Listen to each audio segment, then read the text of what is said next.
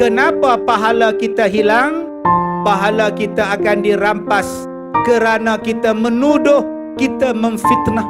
Sebab itu tuan-tuan, ingat Allah Ta'ala sebut dalam surah An-Nur ayat 11, la tahsabuhu syarran lakum bal huwa khairan lakum. Janganlah kamu menyangka bahawa bila kamu difitnah itu adalah buruk pada kamu. Sebaliknya, kamu bila difitnah baik pada kamu, kerana telah bertukar pahala mereka masuk dalam akaun kamu. Sebab itu tuan-tuan, Allah Ta'ala sebut dalam Quran, fas'alu ahla zikr in kuntum la ta'lamun. Allah pesan pada kita, in ja'akum fasiqum binaba'in fatabayanu. Siasat berita supaya pahala kita tidak habis di hari kiamat. Dalam dunia kita habis harta, di hari kiamat kita habis pahala.